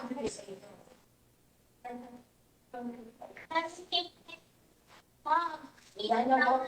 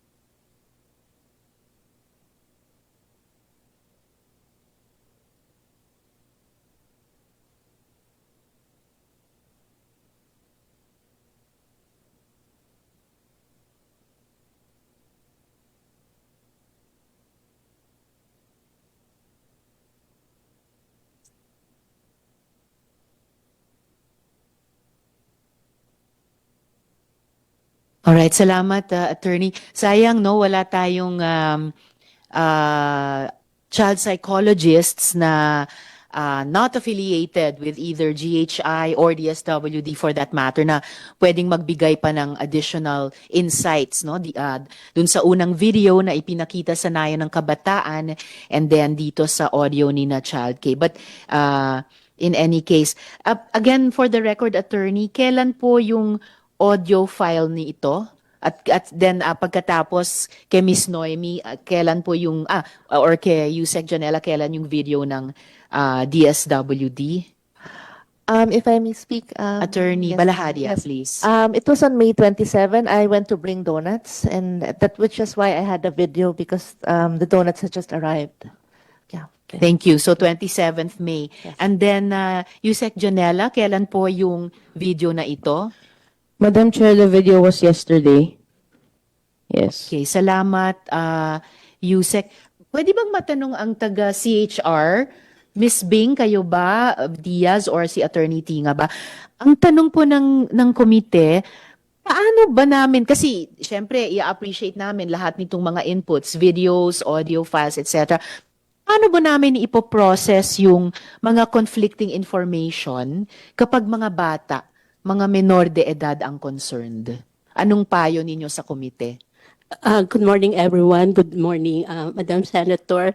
Actually, we would like to inform the body that we went to Bulacan last July 27 to validate the reports that DSWD personnel, and including ours, CHR, were not allowed to enter first when they went the first time, and the second time finally they were allowed. So we went there and we checked in terms of the programs being carried out by the Gentle Hands, and similar to the Gentle Hands home, Jason's home in Quezon City, they have similar education program, which unfortunately not also accredited by the DepEd. And in terms of the facilities, it's quite different in terms of the much bigger ang Bulacan, and actually will be recommending that they can still accept children if ever na may matransfer sa kanila. So what we're doing right now, we do monitoring, actual visit. No? So, this coming November 14, we will be going to Nayon ng Kabataan again to validate. No? So, maybe, again, kagaya ng dati, we will form a quick response team to assess what we have learned or what we have heard yesterday to validate po. And then we will submit our findings. Salamat, Ms. Bing. But in terms of the committee just appreciating yung sinabi ng mga bata dun sa, yung sinabi ng mga bata dun sa audio file nung May 27. Tapos yung sinabi nung iba, parehong mga bata, kahapon lang. So paano, may payo ba ang CHR sa komite how to appreciate these conflicting information kapag mga bata ang resource persons? And maybe related also sa observation ko kanina na sayang wala tayong unaffiliated or independent child psychologist ngayon. Pagpunta nyo po sa mga visits, mga inspection, magdadala po ba kayo ng child psychologist? So given the situation, we will. Of course, we have a partners naman po na mga academic institution, siguro better academic institution para in terms of bias or we can eliminate that. And we have po tools, the CHR has tools on monitoring. So all aspects po yan, psychological, physical setup ng facility, we do have that. So we will be using those tools na na batay sa mga international standards po. And may presumption po kasi tayo na pag bata ang kausap natin ay papakinggan natin yung yung mga sasabihin ng mga bata. At saka at the end of the day, yung gagamitin natin ay yung aside from the UNCRC ay yung aspeto na makakabuti sa bata. Ngayon, bukas at magpakailanman. Thank you. Maraming salamat para doon, Ms. Bing. Pero bukod doon at baka gustong magdagdag si Attorney Tinga, precisely gusto ng komite din pakinggan ng mga bata. And ang siguro huling pagtanong ko ulit ay wala po bang payo ang CHR sa komite paano pakinggan ang mga bata kung dun sa isang audio file ganito yung sinasabi nila Mayo, and then 6 months later Oktubre iba or baliktad yung sinasabi nila sa isang video. Kung walang payo, it's okay. Nagtatanong lang ako kung mayroon. So, Attorney Tinga? Yes, ma'am. If I may, ma'am.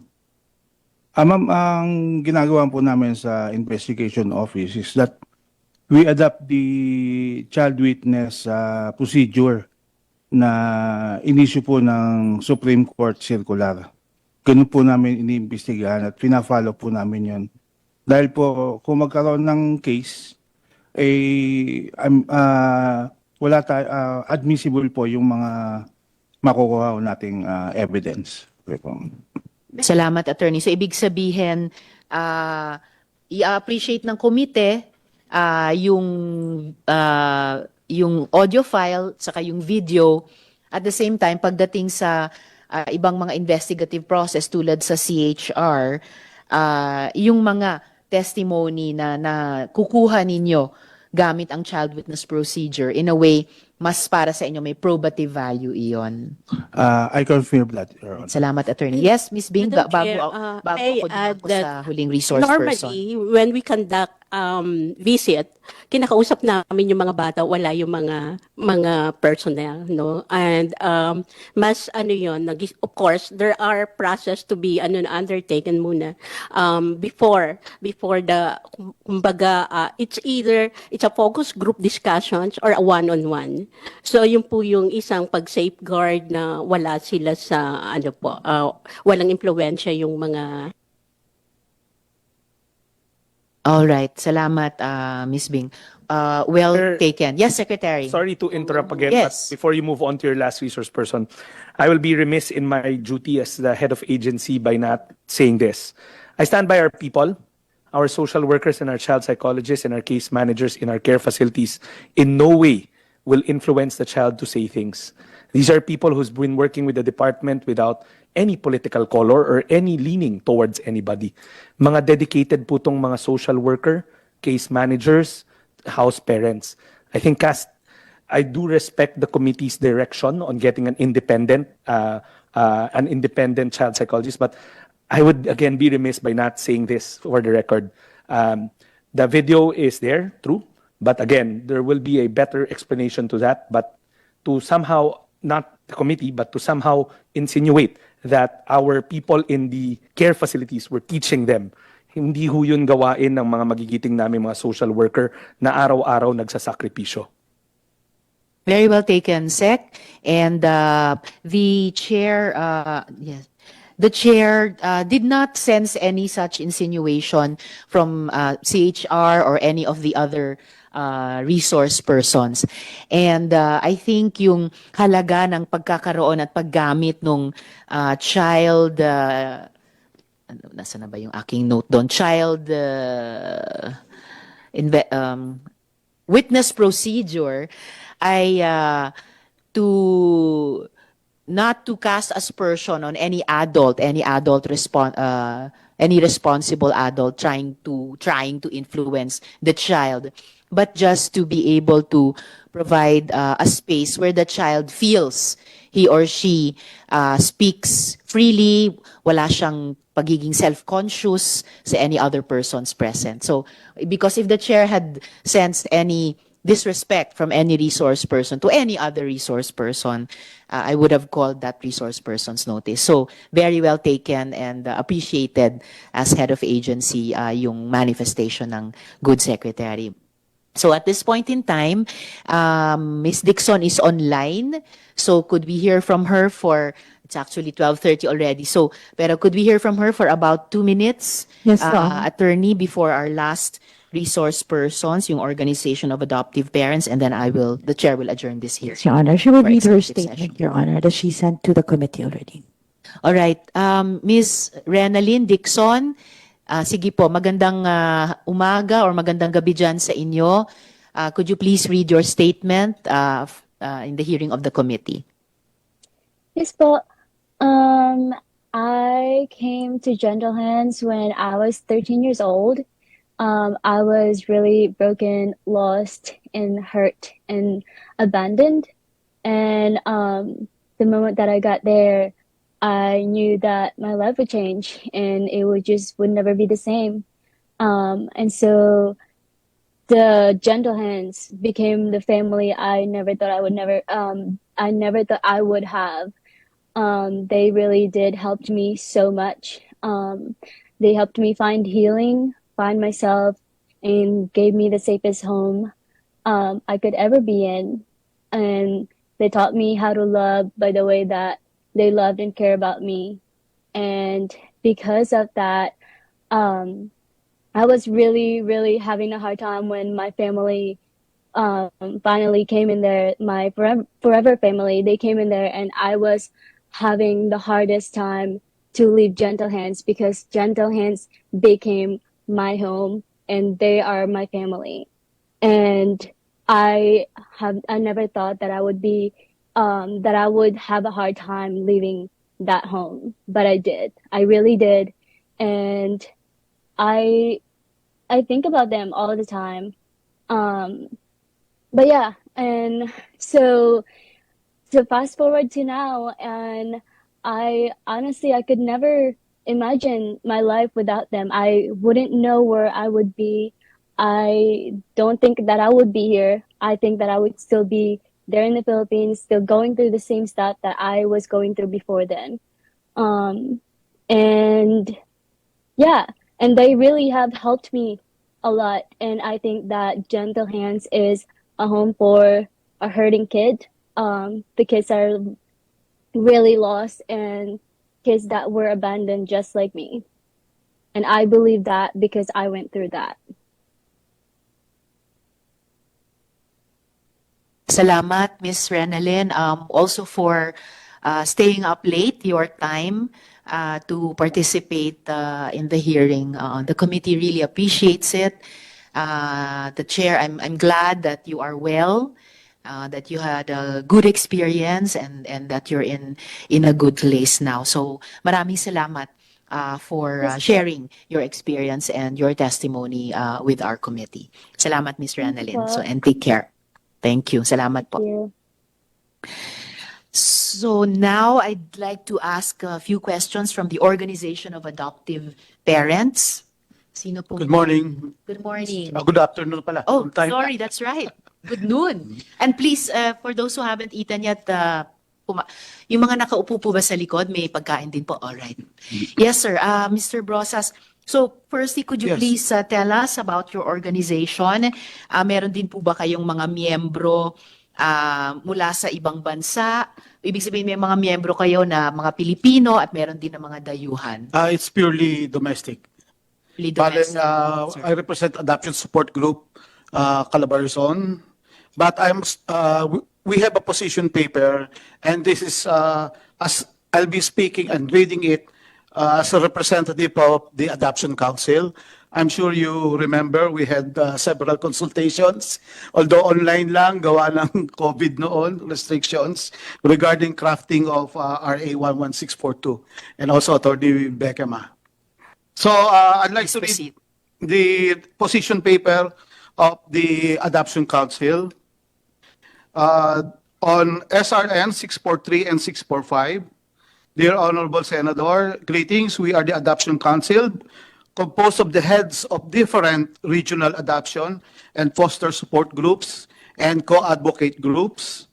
Would like to present our position paper regarding your SRN 643 and Senator Pimentel's SRN 645, both concerning the case of Gentle Hands Incorporated, the cease and desist order of the SWD, the immediate removal of the children in their ward, and its unintended effect on the children.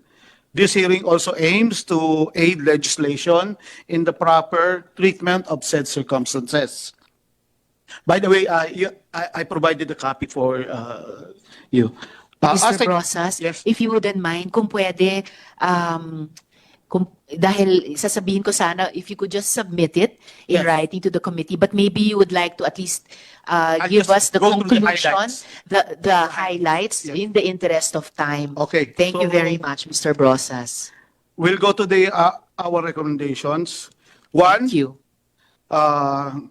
Regarding the who is right or who is wrong, we leave it to the committee. But rather, we would suggest the need to take control of an orphanage happen again in the future. The following protocol be followed. Number one, if there is indeed a need to transfer the children, then social workers from the SWD, NACC, or this facility that will receive them be assigned to assimilate themselves with the current caregivers of the subject orphanage for at least 2 days.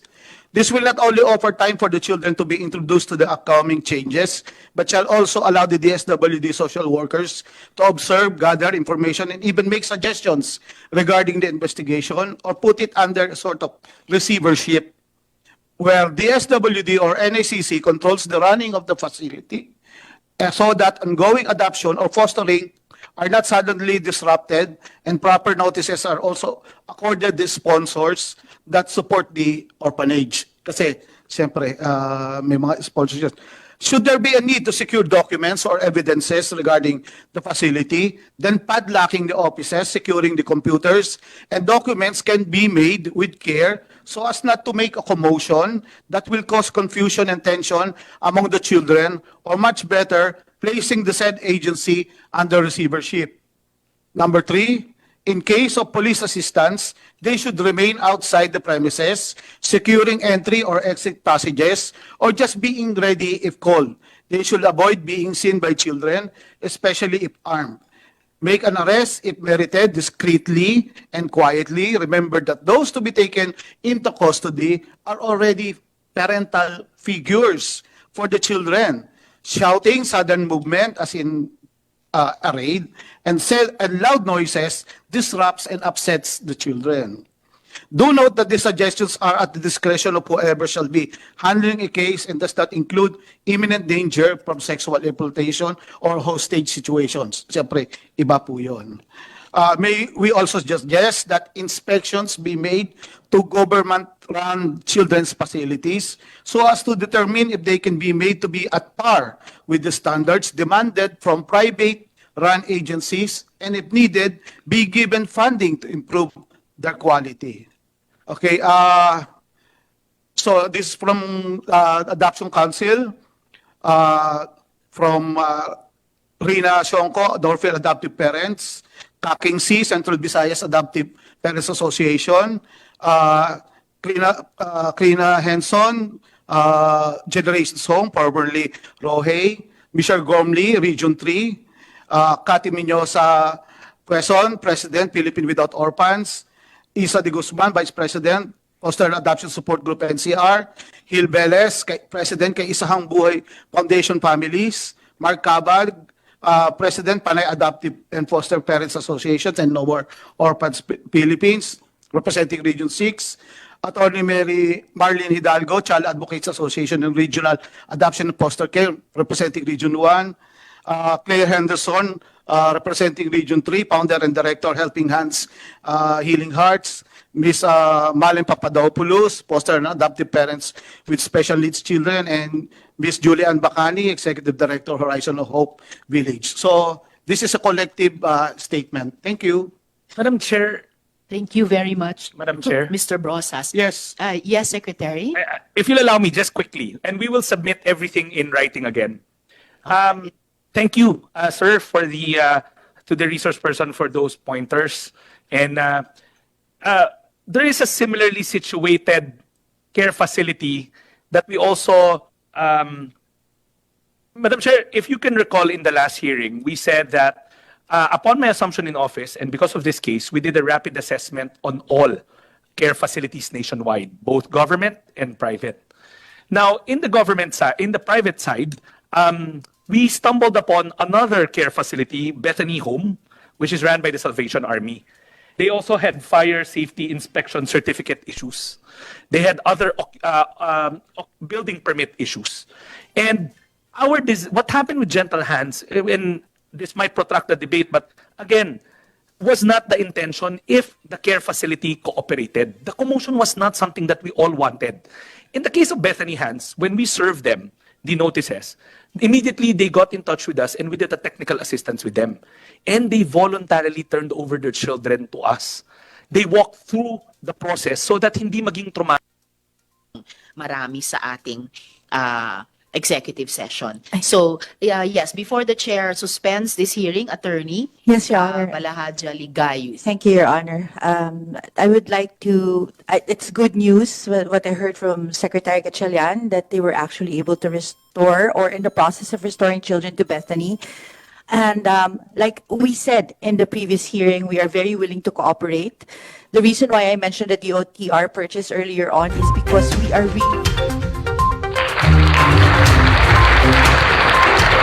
Ayun, so yun mga kaibigan, napanood po natin, napakinggan natin yung ginawang deliberation o talakayan no, dyan po sa Senado sa pangunguna po ni Senator Risa Hontiveros kung saan yun ba tungkol sa ating mga kababaihan na dapat po yung respeto, pagmamahal, no? Ibibigay po natin yan.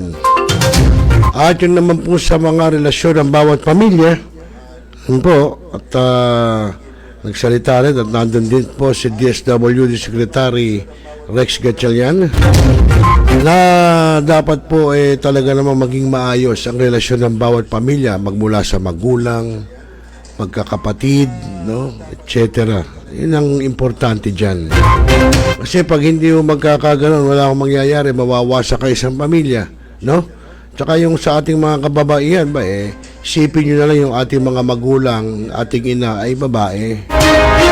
Kaya po yung respeto dapat nahandyan. Okay, mga kaibigan, sa oras na alas 8:27 po ng gabi Philippine Standard Time. Aboy, maraming salamat po sa aking kumpare, si Anthony Bautista, si Fortom. Sabi niya, good evening, parekoy. At ganyan din kay Christopher De Los Santos ng QC. Kaya magandang gabi sa iyo, Christopher. At ganyan din si Maximo De La Cruz, si Maxi De La Cruz. No? Yung ating katropa, ang aking kumpare din. At ganyan din si Kuya Gimo Pangatungan, mula pa sa Lapu-Lapu City dyan sa Cebu. Maraming salamat sa iyo, Kuya Gimo, at kay Ma'am Marini Lagura, kay Chef Marini Lagura ng Malabon Community Organization. Okay mga kaibigan, sa oras na alas 8:28 po ng gabi, magpapaalam po muna at hindi kami magbabalik bukas para sa ating programang Dalaw Barangay. Tignan natin kung may makakausap tayo mga barangay na nakapwesto na, no, bukas. Ako po yung naging kasama, naging katropa, naging kachokaran, naging kajaming at kaibigan, no, dito po sa programang Talakayin, Rebisahin, Opinion, Palawakin, Aksyonan, Tropa. Ako po yung lingkod, Rosel Lopez. Magandang gabi Pilipinas at mapayapang magdamag. Responsable ka ng gun owner? At mahaba ba ang iyong pasensya? At hindi ba intinang iyong ulo?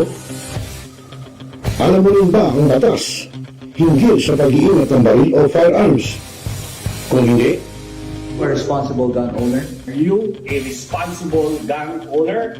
Are you a responsible gun owner? Are you a responsible gun owner? Are you a responsible gun owner? Are you a responsible gun owner?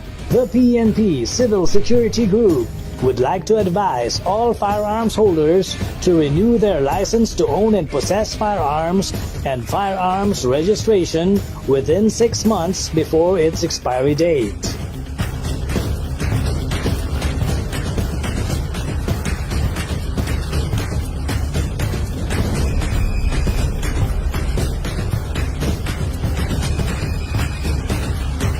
Tumawag na at makipag-ugnayan.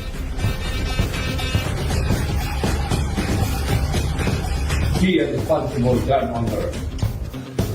One Gun Pilipinas ang sagot mga katropa. Barangay, pangunahing unit ng pamahalaan lokal kung saan dito pinag-uusapan ang bawat sigalo ng mga residente ng bawat barangay. Dito rin pinag-uusapan ng mga piling halal na opisyal na barangay ang mga proyekto para sa kanilang barangay. Kumustahin natin ang panunungkulan ni Kapitan dito sa Dalaw Barangay sa Millennial Online TV Worldwide, ang katropa ng bawat barangay. At tinatapos ang ating pagpupulong. Maraming salamat po sa inyong pagdalo at tapos na po ang ating session. Enjoy na po tayo. Now,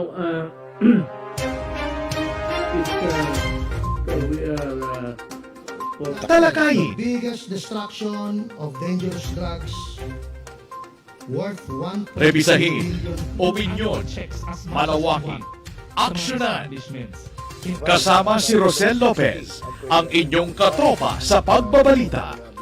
Dito lang sa Millennial Online TV. Tutok na mga katropa! Hanap mo ba ay Unwind Ventures? Tara nang mamangha sa mga tanawin.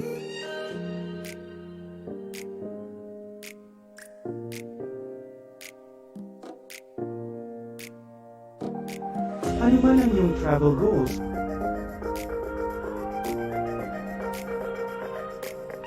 Dadalhin namin kayo.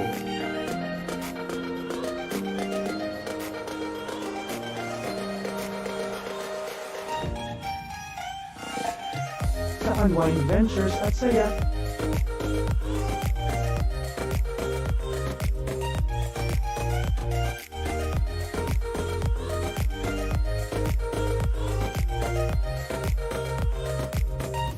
Dito lang sa Wow Biyahe.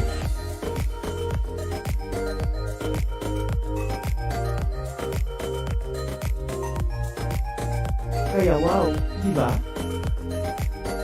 Abangan dito lang sa Millennial Online TV.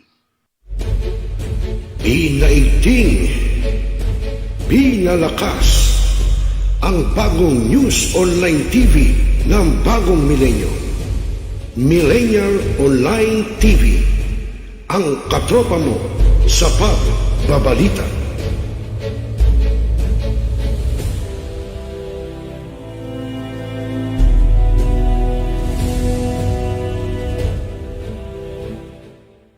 Nagbabasa ka pa ba ng dyaryo? O nakikinig ka pa ba ng radyo? Kung ngayon, lahat yan ay mapapakinggan nyo na sa inyong mga cellphone.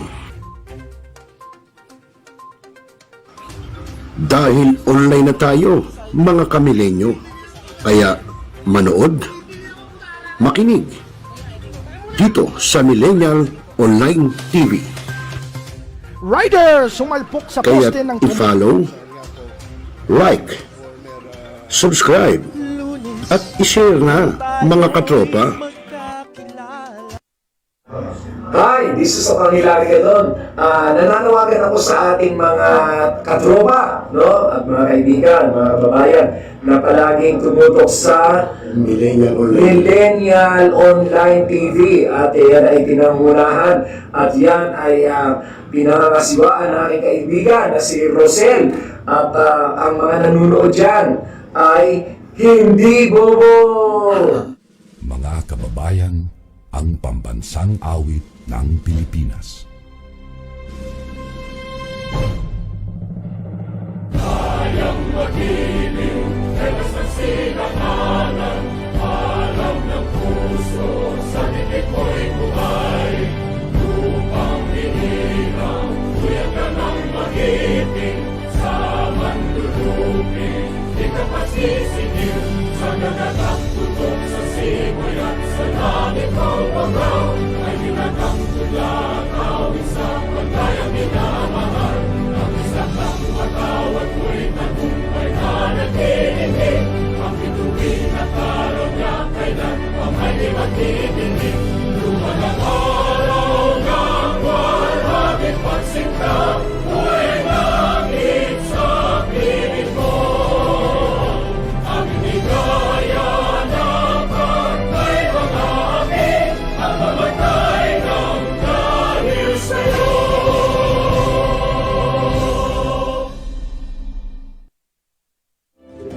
Sa lahat ng bumubuo ng Millennial Online TV at sa lahat po ng sumusuporta, maraming salamat po.